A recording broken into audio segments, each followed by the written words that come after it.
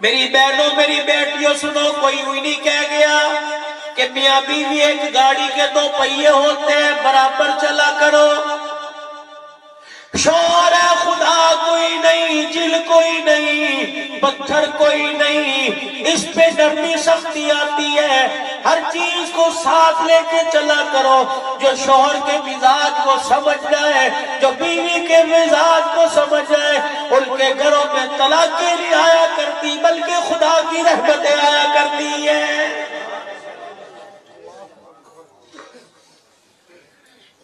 میرے نبی نے اپنی چوتھی بیٹی سیدہ فاطمہ الزہرا کے کان میں کہا تھا کہ اس وقت جب 17 پیود والی چادر رخصتی کے وقت سر پہ دی تھی،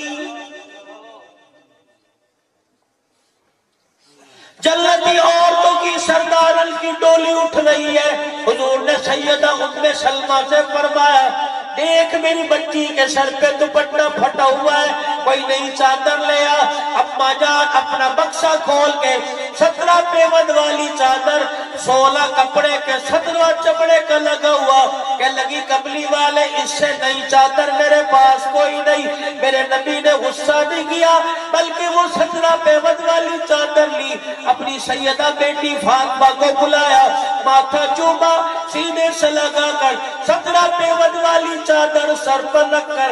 ہاتھ سر پہ رکھ دیا۔ ام سلمہ اے عائشہ گواہ ہو جاؤ، او میری بچی آنسوں کو صاف کر لے، آج 17 پیود والی چادر دے رہا ہوں، کل انہی ہاتھوں سے جنتی عورتوں کی سرداری کا تاج میں پہناؤں گا۔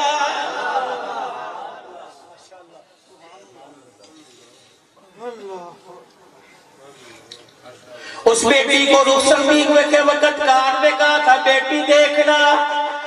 اپنی زندگی کے ارمانوں کو باپ کی دہلیز پہ دفن کر کے چلی جا۔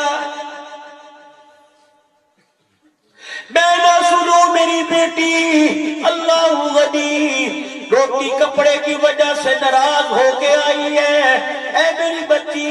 میں نہ سنوں میری بچی، تو گھر کے ماحول کی وجہ سے، گھر کے برتن بھانڈے کی وجہ سے ناراض ہو کے میرے گھر میں آ گئی، اور میری بچی آ جائے گی، روٹی تو ضرور کھلاؤں گا، میں محبت تجھے اپنا چہرہ نہیں دکھاؤں گا۔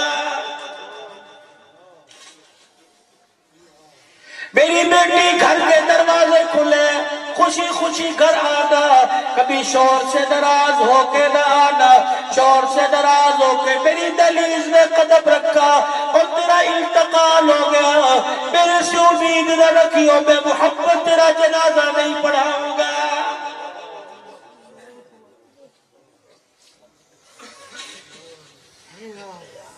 بیٹی جس کے ساتھ تیرا بیاہ کر رہا ہوں اس کے پاس کپڑا لتا مکان کوئی نہیں، لیکن اس کے پاس ایمان کا نور اتنا ہے آسمان والے بھی اس کے ایمان پہ رشک کر رہے تھے۔